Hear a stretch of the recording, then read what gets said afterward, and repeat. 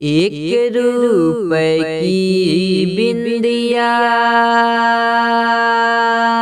माथे पे ना शोभती। एक रुपए की बिंदिया माथे पे ना शोभती। कीमत पैसों की गर होती, पायल पैरों में ना होती। कीमत पैसों की गर होती, पायल पैरों में ना होती। नमस्कार दोस्तों, मैं अखिलेश कुमार अपने YouTube चैनल भोजपुरी पढ़ाई में आपका तहे दिल से स्वागत करता हूं। दोस्तों, आज की इस वीडियो में हम लोग बात करेंगे गुप्त साम्राज्यों पर हूणों का आक्रमण के संबंध में। दोस्तों, आपको पता होगा कि गुप्त साम्राज्य का जो पतन हुआ वो हूणों के आक्रमण के कारण ही हुआ। अब दोस्तों, हूणों के आक्रमण के कारण हुआ। हूण कौन थे? बात आती है हूण कौन थे, इनका मूल निवास स्थान कहाँ पे था, इन तमाम चीज़ों के बारे में हम बात करेंगे इस वीडियो में। तो दोस्तों, आपसे एक छोटी सी रिक्वेस्ट करना चाहूँगा कि अगर आपने मेरे चैनल को अभी तक सब्सक्राइब नहीं किया है तो दोस्तों सब्सक्राइब कर लें और बेल आइकन को भी प्रेस कर दीजिएगा ताकि नोटिफिकेशन आपको मिले। दोस्तों, इस वीडियो से किसी भी तरह अगर आप प्रभावित होते हैं तो अपने दोस्तों में जरूर इस वीडियो को शेयर कर दीजिएगा। और दोस्तों, मुझे इंस्पायर करने के लिए आप इस वीडियो को लाइक कर सकते हैं। चलिए दोस्तों, वीडियो को शुरू करते हैं। दोस्तों, हूणों के संबंध में बताया जाता है कि हूण कहाँ के निवासी थे। हूण मूल रूप से इनका निवास स्थान कहाँ पे था? वैसे तो कहा जाता है कि मध्य एशिया के ये बर्बर जाति थे। हूण हूण जो थी मध्य एशिया की बर्बर जाति थी, खानाबदोश की जिंदगी जिया करती थी। लेकिन कई इतिहासकारों का कहना है कि इनका मूल निवास स्थान जो था वो इनका मूल निवास स्थान कहाँ पे था? इनका मूल निवास स्थान उत्तरी चीन यानी मंगोल में था। उत्तरी चीन में मंगोल पड़ता है, वहां पे इनका मूल निवास स्थान था। दोस्तों, ये जो जनजाति थी बहुत ही खानाबदोश की जिंदगी तो जिया करते थे, एक स्थान पर रहना नहीं था। कई सारे देशों में घूमा करते थे। इस तरह से घूमते घूमते ये चले जाते हैं 433 ईस्वी में चले जाते हैं। कहाँ पे? रोम में। 433 ईस्वी में ये रोम में चले जाते हैं और रोम में जाने के पश्चात वो जो हूणों का सरदार हुआ करता था वो अत्तिला नाम का हुआ करता था। उस वक्त रोम में जब जाते हैं तो वो किसके शासनकाल के समय में जाते हैं? ये जो हूणों का शासक जो होता था, प्रमुख जो शासक था, हूणों का जो प्रमुख शासक था वो अत्तिला था, भाई बलेदा था, रुआस था। अत्तिला जो था बहुत ही क्रूर था। अत्तिला जो था बहुत ही क्रूर था और इसके ही नेतृत्व में ये सारे कबीले चले जाते हैं रोम में। कुछ कबीले बचते हैं जो इधर हमारे भारत की ओर आते हैं। हालांकि वहां पे जाकर रोम में बहुत भारी तबाही मचाते हैं, वहां पे उनकी अर्थव्यवस्था को डगमगा देते हैं और इस तरह से वहां के शासक को पराजित करके खुद अपना आधिपत्य जमाते हैं और वहीं पे शासन करते हैं। इसी तरह से हमारे भारत में भी होता है और ये रोम में जाकर लगभग 450 ईस्वी तक शासन करते हैं। कब? 433 ईस्वी में जाते हैं, 450 ईस्वी तक शासन करते हैं। तो इस तरह से वहां पे जाकर ये अपना आधिपत्य जमाते हैं रोम में। और दोस्तों, ये जो अत्तिला था, अत्तिला बहुत ही क्रूरवादी था, बहुत ही निर्दयी था। इसीलिए इसी वजह से, इसी क्रूरता के कारण इसको भगवान का कोड़ा कहा जाता है। किसको? भगवान का कोड़ा कहा जाता है। किसको कहा जाता है? हूण शासक अत्तिला को।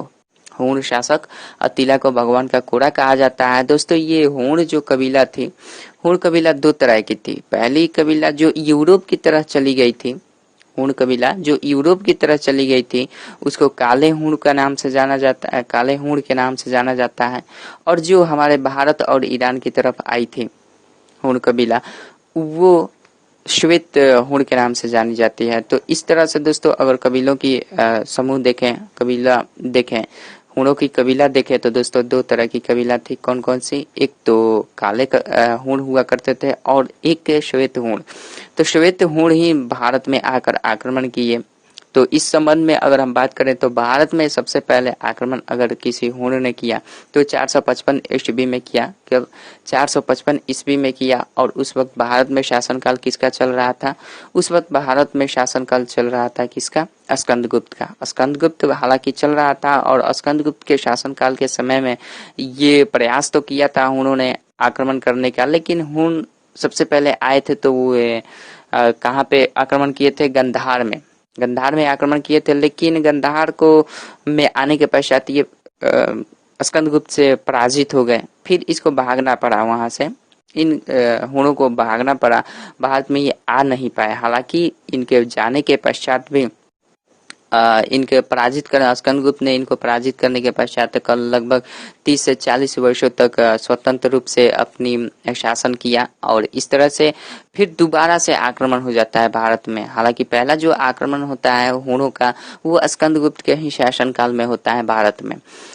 उसमें स्कंदगुप्त उसको पराजित कर देता है, लेकिन फिर से दोबारा से हुणों का आक्रमण हो जाता है, और उस हुणों का आक्रमण का नेतृत्व कौन करता है? तोरमान करता है। कौन? तोरमान करता है, और वो लगभग 500 ईस्वी में ये शासन करता है, आक्रमण करता है भारत में। 500 ईस्वी में लगभग ये भारत में आक्रमण करता है तोरमान, और ये भारत में आने के पश्चात ये सबसे पहले पंजाब में अपना आधिपत्य जमाता है, और पंजाब को सेंटर बनाकर वो भारत के अंदर भी प्रवेश करने का प्रयास करता है, जिसमें से मालवा तक ये आ पहुंचता है। और मालवा के उस वक्त शासक कौन था? भानुगुप्त। भानुगुप्त के शासनकाल में ये तुर्मान आक्रमण करता है और भानुगुप्त को पराजित कर देता है। यहाँ के गुप्त शासक जो था भानुगुप्त, इसको पराजित कर देता है। लेकिन इसके पराजित करने के पश्चात एक मालवा में ही एक स्थान नाम आता है एरण का नाम आता है दोस्तों। वहाँ के कुछ अभिलेख मिले हैं, जो कि ये भानुगुप्त का एक मंत्री था जिसका नाम था गोपराज। उसका एक अभिलेख मिलता है। उस अभिलेख में ये बताया जाता है कि भानुगुप्त और तोरमान का युद्ध हुआ था। भानुगुप्त और तोरमान का युद्ध हुआ था, जिसमें भानुगुप्त को मार दिया गया, जिसमें भानुगुप्त पराजित हुआ तोरमान से। और इस तरह से ये जो तोरमान था, भारत के कई क्षेत्रों में अपना आधिपत्य जमा लिया था, और ये अंततः इसको पराजित करने के पश्चात ये अपने कुछ दिनों तक शासन किया। शासन करने के पश्चात तोरमान भी 2 वर्षों के बाद मर जाता है। तो लगभग 500 ईस्वी में आक्रमण करता है, और 512 ईस्वी में इसकी मृत्यु हो जाती है। तो इस तरह से भारत में तोरमान के पश्चात जो किसी शासक हुआ, हुण शासक, वो तोरमान के पश्चात मिहिर कुल का नाम आता है। किसका? मिहिर कुल का नाम आता है। और मिहिर कुल 512 ईस्वी से शासन करना शुरू करता है। तो ये हुण शासक हुआ करते थे। तो इसलिए कहा जाता है कि जो ये गुप्तों का अंत हुआ, गुप्तों का पतन हुआ, ये हुणों के ही शासनकाल के कारण हुआ। हुणों ने आक्रमण किया था। तो हुणों में 2 प्रमुख शासकों का नाम आता है, वो है तोरमान और मिहिर कुल। तो तोरमान ने भानुगुप्त के शासनकाल के समय में किया था, भानुगुप्त पराजित हुआ। उसके बाद से 512 ईस्वी से मिहिर कुल अपना उसका पुत्र था, तोरमान का पुत्र मिहिर कुल था। और मिहिर कुल ये शासन करना शुरू करता है, और इसने आकर साकल को, सियालकोट जिसे जाना जाता है सियालकोट के नाम से भी, तो साकल को अपनी राजधानी बना लेता है। और यहीं पे साकल से राजधानी बनाने के पश्चात ये भारत के कई भागों में राज्य करता है।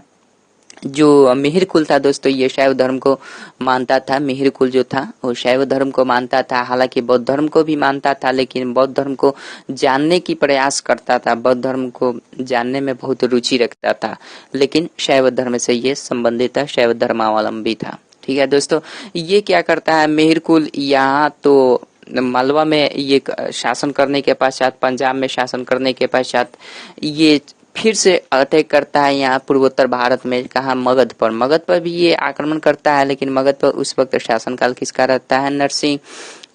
नरसिंह गुप्त का शासनकाल रहता है, जो बालादित्य के नाम से भी जाना जाता है, नरसिंह गुप्त।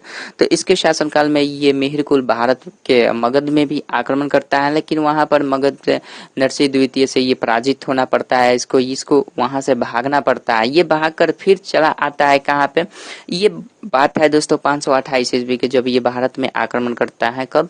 मगध शासक जो नरसिंह गुप्त था, वो या बलादित्य कह लीजिए, उनके शासनकाल में 528 ईस्वी में भारत पर आक्रमण करता है, भारत के मगध पर आक्रमण करता है। और लेकिन ये वहां पे सक्सेस नहीं होता है। वहां पे ये जो था नरसिंह गुप्त, ये पराजित कर देता है, वहां से भगा देता है। वहां से भगाने के पश्चात 530 ईस्वी में फिर ये मालवा में पहुंचता है।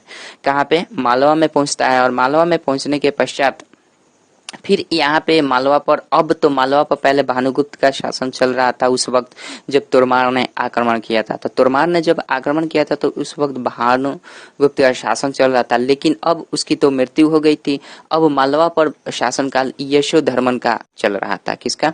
यशोधर्मन का शासनकाल चल रहा था। और यशोधर्मन के शासनकाल में ये पुनः मगध से लौटकर मालवा में आ पहुंचता है और मालवा में ये फिर यहाँ पर भी ये इस यशोधर्मन से पराजित होता है, क्योंकि यहाँ पे ये भानुगुप्त तो मर चुका होता है। और जो यशोधर्मन का नाम आता है दोस्तों, यशोधर्मन को बताया जाता है कि ये गुप्तों का सामंत हुआ करता था। यशोधर्मन गुप्तों का सामंत हुआ करता था।